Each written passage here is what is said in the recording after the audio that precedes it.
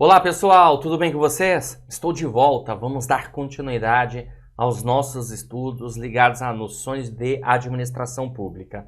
E nesse vídeo trataremos a respeito da administração burocrática, burocracia e as suas disfunções, ok? Muitas vezes o que as pessoas pensam a respeito da burocracia é que significa demora, lentidão, muita papelada, rigidez. Você não está errado.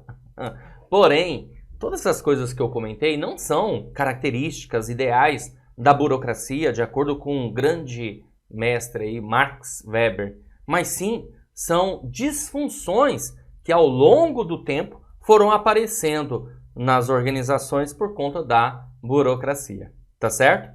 Então nós vamos trabalhar agora as informações relacionadas a isso para que você consiga, claro, entender cada vez mais a respeito do assunto. Então vamos lá. Bom, a começar, eu já tinha comentado isso em aula anterior, tá? Que a burocracia, ela surgiu aí na segunda metade do século XIX, levando em consideração não aqui no Brasil, mas no mundo, de uma certa maneira, nos países desenvolvidos. A burocracia, ela é fruto do quê? Que o patrimonialismo, ele não surtia mais efeito algum, ao contrário, verificava-se então que o patrimonialismo, aquela coisa de cargos com nepotismo, corrupção, cargos de prebendas, de muita renda, de pouco trabalho, precisava ser alterado o tipo de administração. Então, logo, consequentemente, surge então a administração pública burocrática ligada aí por conta do capitalismo para que se crie regras, formalismo, mas também um profissionalismo, ou seja, que as pessoas tenham acesso a um cargo por mérito e não por favorecimento. E, consequentemente, também a impessoalidade, que é uma das marcas aí da burocracia, no sentido de que é preciso ser imparcial. Se existem regras, essas regras são válidas para todos, ok? Bom, então vamos lá. A administração pública surgiu, então, na segunda metade do século XIX, como uma tentativa de combate ao nepotismo e também à corrupção, que são fortes características do patrimonialismo que eu já comentei para vocês anteriormente. O modelo de Estado liberal não comportava mais as práticas patrimonialistas e precisa, a grosso modo, de uma nova alternativa. E essa nova alternativa passou a ser a administração pública burocrática. Tudo bem? Bom, constituem princípios orientadores do seu desenvolvimento a profissionalização, a ideia de carreira, eu já vou explicar para vocês cada um desses itens, né? A hierarquia funcional, a impessoalidade, o formalismo, em síntese, o poder racional legal. Os controles administrativos visando evitar a corrupção e o nepotismo são sempre a priori. Vamos lá. Algumas coisas aqui que a gente observa, né, nessa ideia. Lembrando que eu tirei esse texto do Plano Diretor da Reforma Administrativa do Aparelho do Estado de 1995, quando a gente teve uma mudança de administração pública burocrática para administração pública gerencial. Porém, esse plano diretor, ele é extremamente importante e interessante para nós, do ponto de vista aí, de estudos, né? Porque ele realmente é muito didático no sentido de explicar cada um dos modelos, o patrimonialismo, o burocrático e o gerencialismo, tá? Bom, aqui uma coisa interessante para a gente observar. Talvez numa prova de concurso, você vai se lembrar aí da administração pública gerencial, que ela é mais contemporânea, e acaba achando que, opa, peraí, características do gerencialismo, profissionalismo, carreira, né, impessoalidade, formalismo, e acaba errando a questão. Cuidado, essas características, esses princípios orientadores, eles são da burocracia e é claro, evidentemente, que a administração pública gerencial acabou por si, obviamente, utilizando também esses princípios orientadores, porque eles são interessantes, eles são importantes, ok? Beleza? Mas é óbvio que também a administração pública gerencial, mais para frente, a gente vai trabalhar em cima disso, ela, obviamente, tem os seus próprios princípios. orientadores também, beleza? Uma coisa interessante, o profissionalismo, merecimento. Por quê? Porque antes, no patrimonialismo, você tinha ali um favorecimento. Ideia de carreira, ou seja, é interessante mostrar para as pessoas que estava valendo a pena ser servidor público, funcionário público. Por quê? Porque você teria uma carreira aí, uma ideia de carreira, um plano de carreira, né? Hierarquia funcional, a burocracia tem regras. Se existem regras, existe também hierarquia e eu preciso respeitar essa hierarquia. Impessoalidade, se existem regras, essas regras são válidas para todos, ou seja, é impessoal, é imparcial, tudo bem? Formalismo, formalismo é a própria ideia em si da legalidade, das regras, que é preciso ter uma condição formal, uma comunicação formal, inclusive com todos os atores envolvidos, ok? Racional legal, porque né, trabalha com a razão dentro da legalidade, e o controle é sempre a priori. Por quê? Desconfiança total dos funcionários públicos, das pessoas que prestam serviço de alguma maneira, tudo bem? Então o controle ele é a priori. Um controle a priori é um controle, uma fiscalização que ocorre antes mesmo da execução. Então, antes de ser executado qualquer coisa, já haverá uma fiscalização, já haverá um controle. Tá certo? Bom, legal, gente. Vamos caminhar. Olha só. Então, parte-se de uma desconfiança prévia nos administradores públicos e nos cidadãos, ou seja, não confia em ninguém, que a eles dirigem demandas. Por isso, são sempre necessários controles rígidos dos processos, como, por exemplo, a admissão de pessoal nas compras, no atendimento a demandas. Então, aqui, ó, admissão de pessoal, veja bem que interessante, concurso público, compras, licitação, olha que interessante, galera, né? Atendimento, uma série de regras, um script que deve ser seguido por todos, tá bom? Por quê? Porque na administração pública patrimonialista nós não tínhamos absolutamente nada disso, então, consequentemente, as pessoas faziam do seu jeito, de qualquer forma, cada um fazia da forma que achava que era certo, e não necessariamente isso vai, né, acabar se concretizando com algo que realmente vai funcionar. Porque, por exemplo, eu posso achar que da forma X é a correta, e você pode achar que a forma Y é a certa, e aí pronto, criamos aí um conflito e um problema para a administração. Aqui a ideia é que todos tenham a mesma resposta. Esse atendimento aqui a demandas é interessante, né? É justamente uma padronização, inclusive, ó. Padronização. Beleza? Outra coisa que a gente precisa saber, que a administração pública burocrática, o objetivo dela era eliminar as práticas patrimonialistas. Ah, professor, não sei quais são as práticas patrimonialistas. Meu amigo, volta na aula anterior. Corrupção, nepotismo, ausência da distinção entre a coisa pública e a privada, né? Porque o soberano, o gestor maior, ele na verdade tomava posse de tudo, né? Não tinha essa diferença entre a coisa pública e a privada, tá? Também cargos de prebendas, de muita renda, prebendas significa muita renda, e de pouco trabalho. Então, era preciso eliminar essas práticas patrimonialistas. Para isso, evidentemente, a administração pública burocrática passa a ter uma série de características aqui interessantes. E claro que eu vou colocar aqui para vocês guardarem. Isso aqui não cai, despenca em prova. Então vamos lá. Primeiro, é o formalismo. Você tem que saber disso. Caiu? Falou formalismo, já lembra. Burocracia, formalismo, regras, leis, legalidade, tudo bem? Profissionalismo, mérito, meritocracia. Então, profissionalismo, certo? Então é preciso, na verdade, criar regras e mostrar como que as pessoas podem, na verdade, ter um determinado cargo. No caso, nosso aí, concurso público, tá? O que mais a gente tem aqui? Nós temos também a impessoalidade. impessoalidade. Ou seja, a administração pública deve ser o quê? Imparcial, impessoal, certo? Racional legal. Meu, caiu isso aqui, não tem erro. É administração pública burocrática, tudo bem? Hierarquia. Falou em hierarquia, tem que ter respeito à hierarquia. Você percebeu que a questão está se apegando a isso? Então ela está se referindo à administração pública burocrática.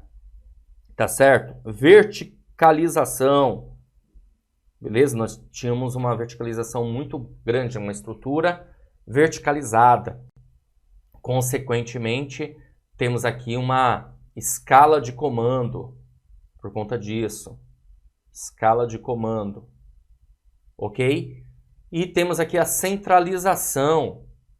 A centralização, pessoal, significa dizer o seguinte, né? Que tudo, a bem da verdade, estava na mão de alguém. Não poderia, por exemplo, eu, Cristiano, sou técnico administrativo, assistente administrativo, né? Estou na área operacional e posso tomar decisões? Não, entendeu? Sempre lá no topo. Centralização, a tomada de decisão está no topo, beleza? Características aí da burocracia, tá certo?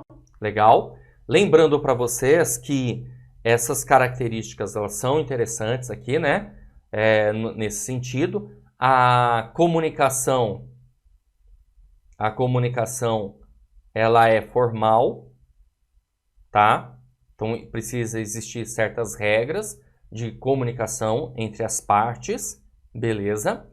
E nós temos a divisão do trabalho. Ou seja, uma outra coisa também que pode cair na sua prova relacionada à burocracia é a departamentalização. Ok? Beleza. E lembrando para você o seguinte, que a administração pública burocrática, ela foi implementada na década de 30, ok? Muito provavelmente na sua prova eles vão colocar 1936, ou podem colocar 1938, porque em 1938 nós tivemos um departamento criado chamado DASP, que significa Departamento Administrativo do Serviço Público.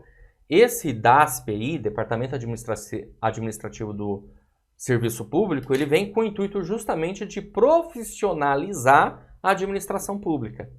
Então, no DASP, na criação do DASP, tem um decreto, né, que fala sobre a criação do DASP, e vai mencionar o que esse DASP vai fazer, esse Departamento Administrativo do Serviço Público. Ele vai cuidar de finanças públicas, orçamento público, concurso público, compras, né, porque a gente não tinha lei de licitação. Hoje nós temos a lei de licitação, a Lei 8.666 de 93 e outras leis, né, ligadas à licitação. Mas naquela época não tinha, então estava tudo no DASP, estava tudo no decreto que criava o Departamento Administrativo de Serviço Público e como esse departamento cuidaria das outras áreas, né? Ok? Das outras atividades. Então, um apego aqui ligado à atividade administrativa, ok? Beleza. E isso tudo foi implementado, vale lembrar também para vocês, que é tema de prova, né? No governo de Getúlio Vargas. Então, no governo de Getúlio Vargas, que a gente passa a ter essa situação. Governo de Getúlio Vargas, tá? Lembrando, né, que quando foi implementada aí a administração pública burocrática no governo de Getúlio Vargas, também passa a ser conhecido aí como Estado Novo. Então, se falar Estado Novo de Getúlio Vargas está se referindo à administração pública burocrática. Estado Liberal está se referindo à administração pública da época, né? Administração pública burocrática. Beleza? Só com isso aqui eu tenho certeza absoluta que você já vai ter condições aí de resolver muitas questões ligadas ao tema, tá bom?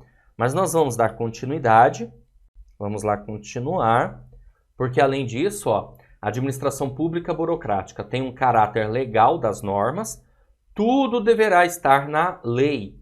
E as normas regularmente serão exaustivamente detalhadas. É como se fosse um manual definindo antecipadamente como tudo funcionará, tá? Aí nós temos também o caráter formal das comunicações. É necessário que tudo seja por escrito e excessivamente detalhado, para não dar margem a dúvidas, por isso esse caráter formal da comunicação. Caráter racional e divisão do trabalho. Os cargos e suas atividades são descritas e o funcionário só deve fazer o que está ali determinado. Cada um faz uma parte do processo. O objetivo era aumentar a eficiência, certo? Então, é uma divisão do trabalho, né, de tarefas. Quem vai fazer o que e de que forma. Hierarquia da autoridade. A estrutura tem muitos níveis hierárquicos. Outra característica da administração pública burocrática. Mais algumas, olha. Rotinas e procedimentos padronizados. As regras e normas são detalhadamente definidas. Eu comentei isso para vocês, né? Esses processos precisam ter uma certa rotina, um script. Então nós vamos seguir isso aqui para ter o quê? Um padrão. O padrão não é ruim, na verdade, né? O que acontece, o problema, é que com o tempo isso acabou engessando a máquina administrativa, ok? E aí não é uma característica, e sim uma disfunção. Outra característica, impessoalidade nas relações. A sua linha de comando e esta deve ser obedecida. Acabou. Impessoalidade, imparcialidade, imparcial, igualdade. Tá certo? Competência técnica e meritocracia. O mérito passa a ser reconhecido. Aquilo que eu comentei para vocês sobre o profissionalismo. Beleza? Especialização da administração, caráter legal das normas. Então, a administração ela precisa se especializar, certo? Isso tem a ver com formalismo, isso tem a ver também com profissionalismo.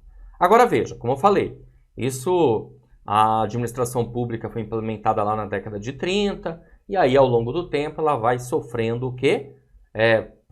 Disfunções, problemas que vão aparecendo, que hoje, na nossa mente, a gente coloca como característica da administração pública, mas essa não era a característica ideal da administração pública burocrática. Aliás, não era a característica ideal de ser lenta, demorada, excesso de papelada para Max Weber, o grande pai aí da burocracia.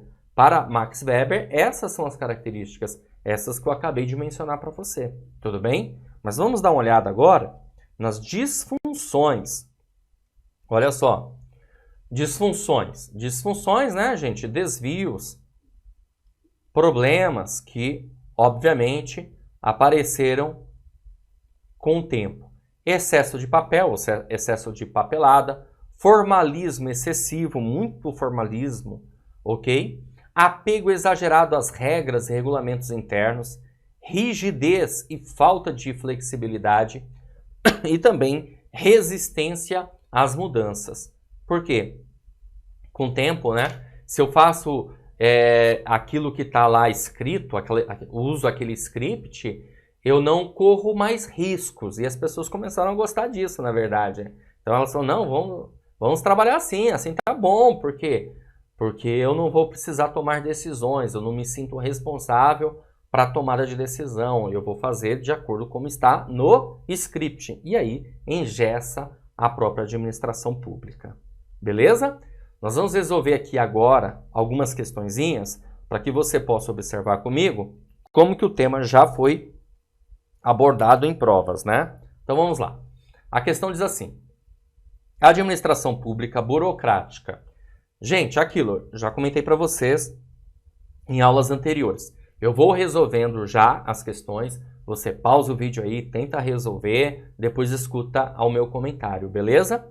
Então, bora lá, vamos ver essa questão aqui.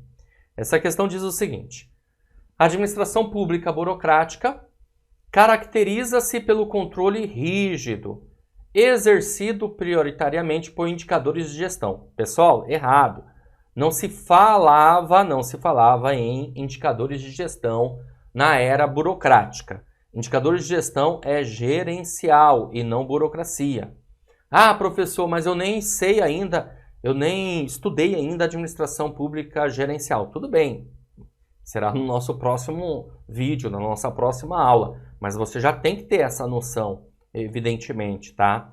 Quando você fala em indicadores de desempenho, avaliação de desempenho, controle a posteriori, controle focado em resultados, cidadão como cliente, eficiência, eficácia, competitividade, lembre-se do gerencial, beleza? Vamos lá, vamos caminhar. O que mais? Então, a alternativa A está errada. A B. Está dizendo que a administração pública burocrática baseia-se desculpa, no princípio do mérito profissional e enfatiza a definição de metas para a atuação dos servidores públicos e, consequentemente, sua progressão na carreira. Cuidado, essa definição de metas também é gerencial. Então está errado. C. Baseia-se no princípio do mérito profissional. Ok. Enfatiza a importância do cumprimento de regras e procedimentos rígidos. Opa! Esse é o nosso gabarito, alternativa C. Tá bom? A D. Baseia-se no princípio do mérito profissional. Ok. E atribui grau limitado de confiança. Não! O que nós temos na administração pública burocrática? Desconfiança. Tá bom? Por isso está errado. Foi adotada em substituição à administração patrimonial que distinguia o patrimônio público do patrimônio privado. Cuidado! Quando ele coloca aqui, ó, que distinguia o patrimônio público do privado, está se referindo que a administração pública patrimonial distinguia. Errado! A administração pública patrimonial não distinguia o patrimônio público do privado, ao contrário. Então, logo, pessoal, realmente nós ficamos com a alternativa C nessa questão. Ok? Beleza, galera, show de bola. Mas eu tenho mais uma questão aqui para resolver com vocês. Visualiza aí comigo, faz aquilo que eu comentei, né? Para você primeiro resolver, depois escutar o meu comentário. Vamos lá. Constitui característica do modelo de administração pública burocrática. Vamos lá, vamos pensar aí nas características que trabalhamos nessa aula. Alternativa A, inexistência de distinção entre a esfera pública e privada. Bom, inexistência de distinção entre esfera pública e privada é patrimonialismo. Patrimonialismo, tá? Beleza? B, controle a posteriori das ações públicas. Não, aqui é gerencial. C, competência técnica e meritocracia. Opa, esse é o nosso gabarito. É uma das características aí, realmente as duas, né? São características da burocracia. D, ausência de padronização dos procedimentos. É errado. Ao contrário, nós temos aí, sim, uma padronização dos procedimentos. Falta de hierarquia e nepotismo. Errado. Nós temos, sim, a hierarquia. E o nepotismo é patrimonial. Então, logo, ficamos com a alternativa C nessa questão. Bora caminhar. Mais uma questãozinha aí para vocês, para você fazer aquela análise e verificar comigo depois, né, o porquê da alternativa X, Y e Z está errada, né, e a outra está certa. Vamos ver. Olha só, a questão diz o seguinte: na administração do Estado moderno, reforma administrativa burocrática trata-se do quê? Alternativa A, da orientação da transição do Estado burocrático para o gerencial. B, do processo de transição do Estado patrimonial para o Estado burocrático weberiano. Opa, exatamente isso. Nós estávamos saindo do Estado patrimonial e indo para o Estado burocrático. Maravilha. Da gestão do processo de transição da administração pública tradicionalista para o Estado gerencial patrimonial. Nossa, inventou história aqui, nada a ver. Do processo de transição do Estado burocrático weberiano para o patrimonial. Não, foi justamente o contrário. Ok? Como está aqui na alternativa B. Da reforma da gestão pública orientando um conjunto de atividades destinadas à execução de obras e serviços comissionados ao governo para o interesse da sociedade. Isso aqui está com mais cara de quê? De gerencial. Então, realmente, ficamos com a alternativa B nessa questão. Bora lá! Mais uma questãozinha aí para vocês resolverem comigo. Sobre o modelo da administração pública burocrática, é correto afirmar que Vamos lá. A alternativa A diz que pensa na sociedade como um campo de conflito, cooperação e incerteza, no qual os cidadãos defendem seus interesses e afirmam suas posições ideológicas. Isso tem a ver com burocracia? Não me parece, né? Se as pessoas defendem seus interesses, a sociedade é um campo de conflito, de cooperação e incerteza, pode ser mais gerencial. Vamos lá, B. Assume que o modo mais seguro de evitar o nepotismo e a corrupção é pelo controle rígido dos processos, com controle de procedimentos.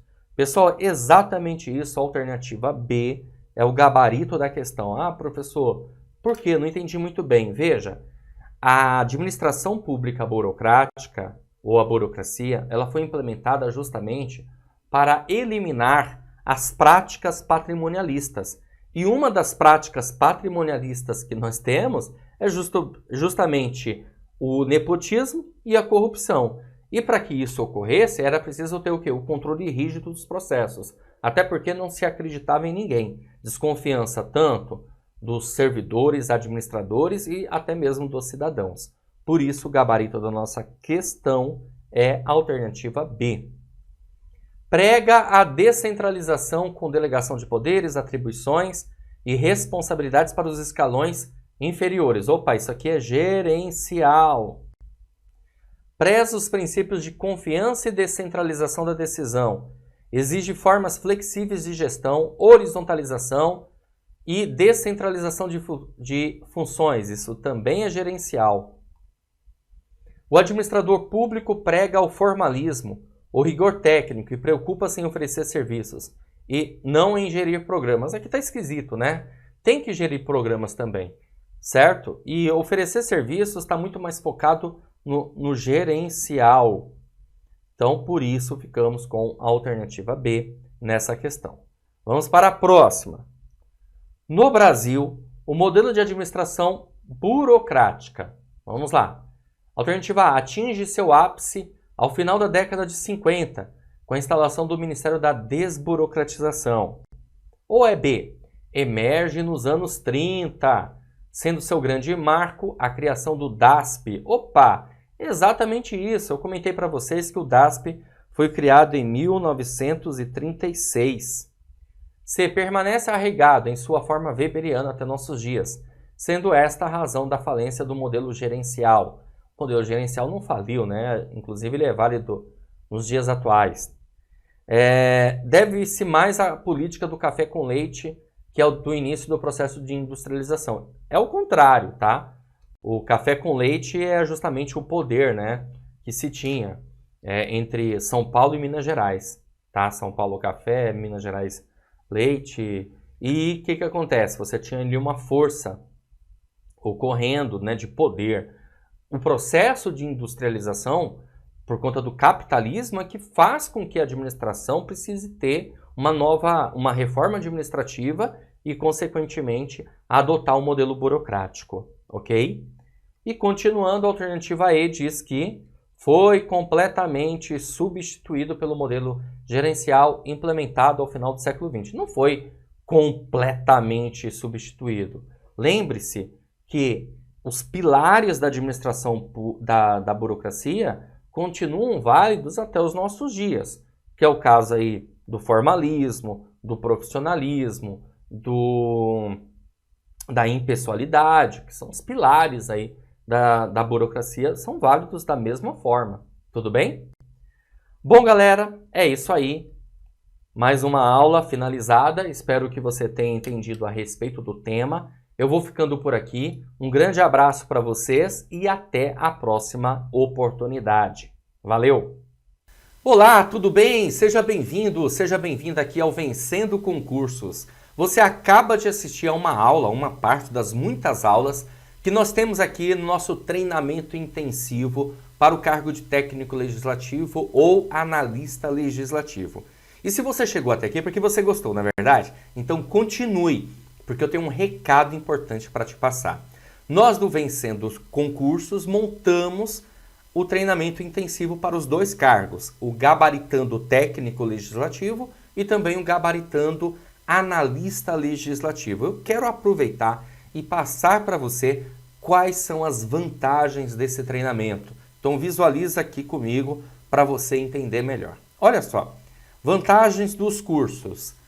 Acesso imediato. Então no momento que você adquirir o curso preparatório, você recebe no seu e-mail os dados de acesso. Chega para você um e-mail de login e senha para você acessar a nossa plataforma. Normalmente esse e-mail chega na caixa de mensagens principal, mas pode ir também para a caixa de mensagens promoções, que é uma caixa de mensagens que tem principalmente no Gmail, tá? Ou até mesmo para o spam. Então é importante que assim que você adquirir, visualizar essas outras caixas, tá bom? Mas qualquer coisa é só entrar em contato conosco também. Você terá acesso ilimitado no curso preparatório, seja um, seja outro, tá? Não importa. Acesso ilimitado. Vale lembrar que você poderá ter acesso, você vai ter acesso durante um ano, independente da data de prova, tá? Então, o curso fica acessível para você, o que é bom, porque você pode utilizar esse curso depois como mecanismo de estudo para outros concursos, porque as matérias, evidentemente, você pode aproveitar, tá bom? Você terá no curso preparatório teoria e questões comentadas. Vale lembrar, centenas de questões comentadas pelos nossos professores. Isso faz toda a diferença. Material em PDF e também grupo no WhatsApp para que você possa receber notificações, atualizações, tudo, ficar sempre ligado, né, nos cursos preparatórios, nos acontecimentos aí. Por exemplo, vamos marcar aulões ao vivo para os nossos alunos. Você recebe essa notificação no grupo do WhatsApp. Então, por isso que é importante você estar dentro dele. Ok? Beleza? Gente, olha só. Além de todas essas vantagens aqui dos cursos, eu vou dar para vocês ainda 4 bônus. Visualiza aí comigo. Só esses bônus aqui já vale muita coisa, com certeza absoluta. Primeiro bônus. Caderno de questões, são questões gabaritadas para você treinar, meu amigo. Olha só, além das questões comentadas que já fazem parte do curso, você vai receber caderno de questões. Vai ter um módulo na plataforma chamado Caderno de Questões. Os cadernos estarão separados por matéria, então você vai baixar. São milhares e milhares e milhares de questões. Não tem como eu falar exatamente o número aqui para você. Mas ultrapassa 2.000 questões. Olha só. Tudo isso para quê? Para que você continue estudando com a gente sem precisar sair da plataforma. Né? Porque pensa bem, ó, você vai ter a parte teórica, vai ter resolução de questões comentadas e aí depois ainda por cima questões gabaritadas para você treinar. Além desse bônus, esse é o bônus 1. Bônus 2. Redações corrigidas. Serão 2 redações antes da prova, tudo bem? Que você vai ter direito. Essas redações corrigidas são individuais. Então o que vai acontecer? A nossa professora encaminhará para vocês o tema, beleza? Você vai fazer uma redação, vai encaminhar para ela essa redação e ela vai corrigir redação por redação, de maneira individual. Só que tem um detalhe interessante.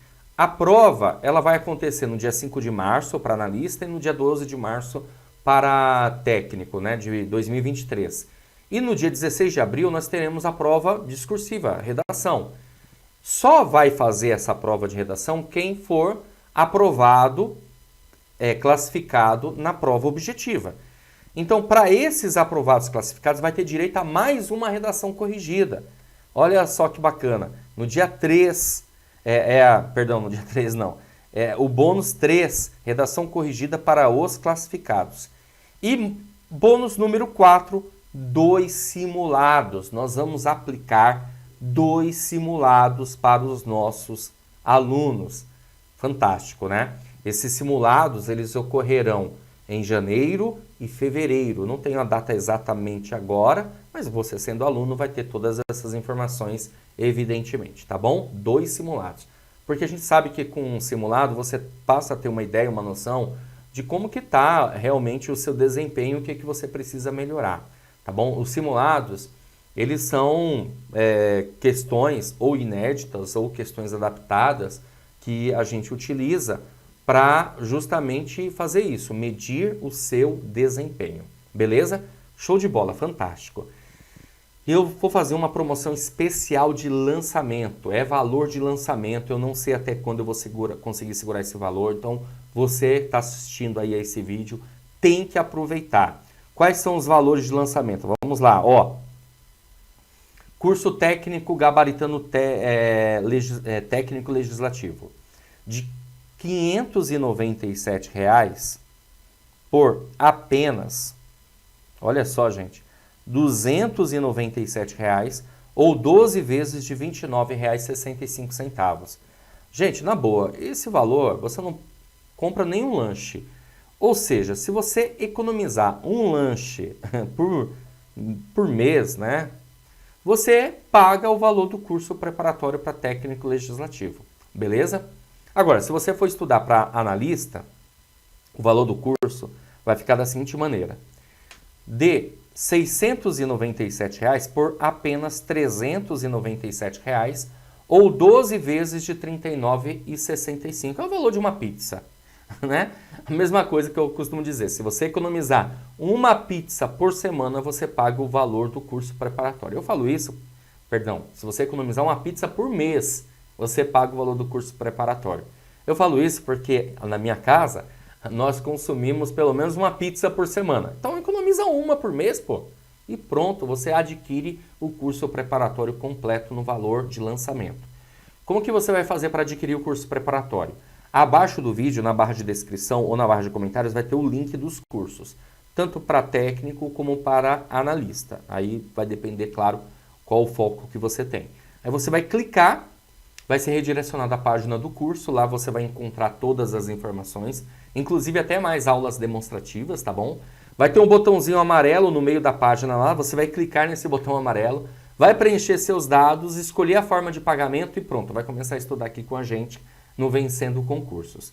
Mas se você tiver alguma dúvida, quando você clicar nessa página, vai ter um chat online, beleza? Você vai mandar a sua dúvida nesse chat online e alguém da minha equipe vai entrar em contato com você imediatamente, online, ao vivo, tá? Então você mandou a mensagem, alguém já te responde naquela hora, naquele momento, ok? Então, para sanar suas dúvidas, beleza? Ou você também pode chamar a gente na nossa central de atendimento WhatsApp. Tá aí os números, 11 97465 6052 ou 98593 4651. Então, qualquer dúvida que você tiver a respeito dos cursos preparatórios, é só chamar a gente que nós esclarecemos para você, tá bom? Beleza? Bom, gente, é isso. Vou ficando por aqui. Espero que você faça sua matrícula o quanto antes, não perca tempo.